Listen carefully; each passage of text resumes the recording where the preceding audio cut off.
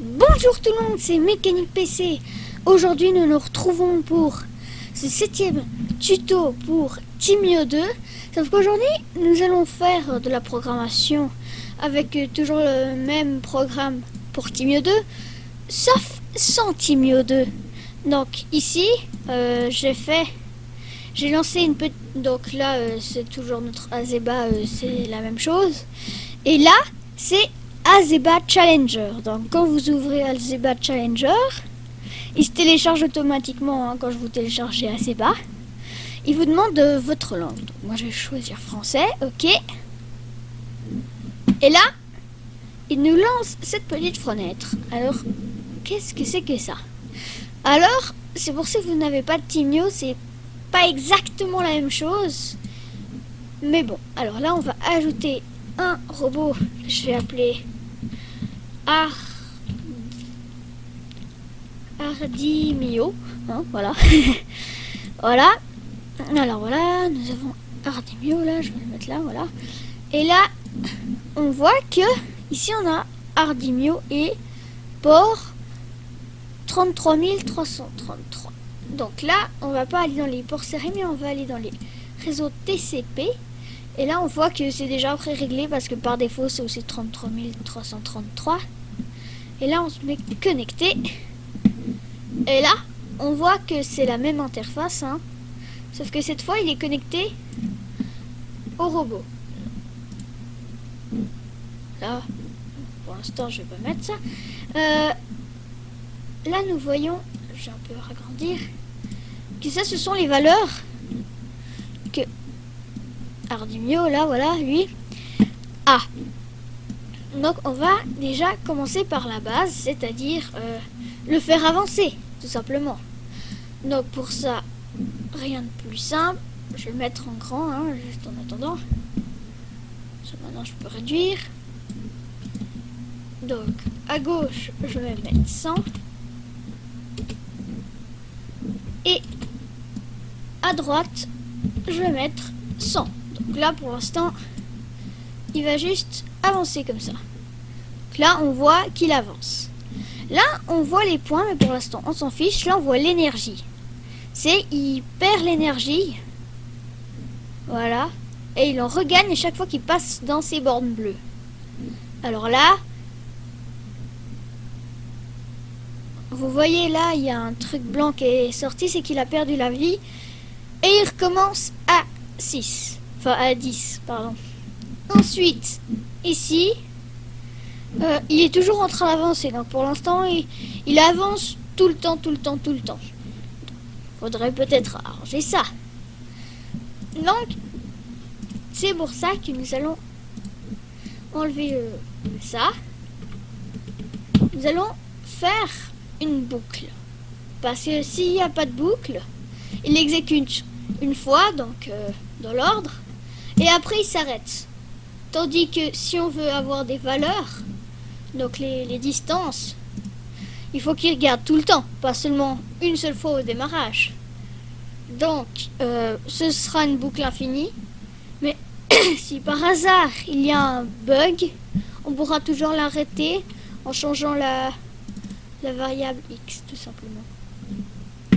Donc, on va user des distances, hein. Alors, ce qu'il faut savoir avec les distances, c'est que là, en grand, il doit être là ou là, je sais pas. Nous avons plusieurs distances, mais au début, vous ne savez peut-être pas comment regarder ces distances. Alors là, voilà. Alors là, en principe, on aura la distance de devant qui est la plus élevée. C'est comme ça qu'on sait. Donc, là, nous allons mettre, alors regardez, et ce qui est la plus élevée, c'est 3. Ça veut dire que 3, logiquement, c'est le milieu.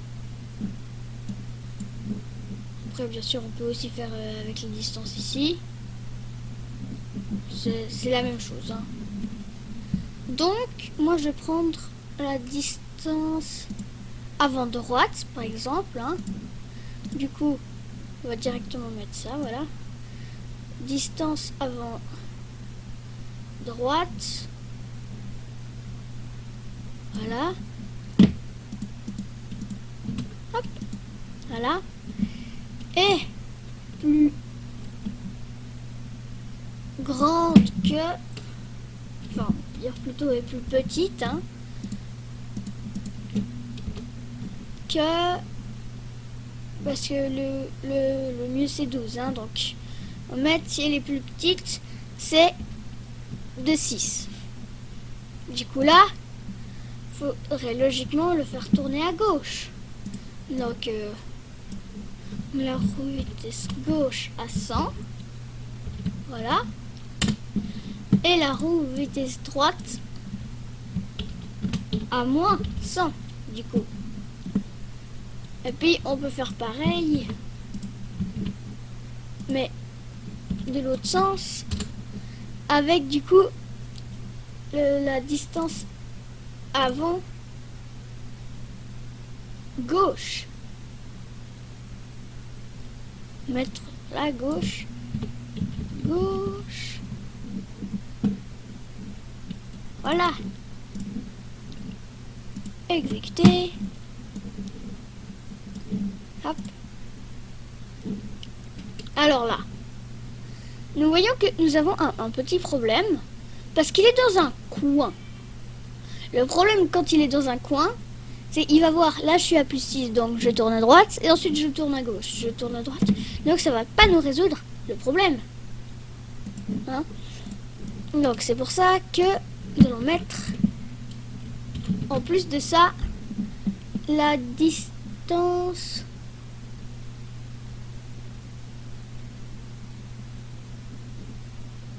Ouais, on va plutôt faire avec la distance avant gauche. Voilà. Celui-là, on peut le supprimer. Vous aurez pu mettre distance le milieu. Hein. Bon.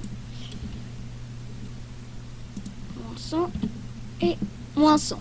Donc, de toute façon, si toutes les valeurs sont réunies, ce sera le dernier qui prend en compte. Donc, on exécute. Et là, voilà. Mais maintenant, il va de toute façon reculer. Hein? Maintenant, il sait éviter les obstacles, mais pas ceux de derrière. Donc, ça, on va du coup mettre la distance avant gauche, si elle est plus grande que 6, il peut avancer.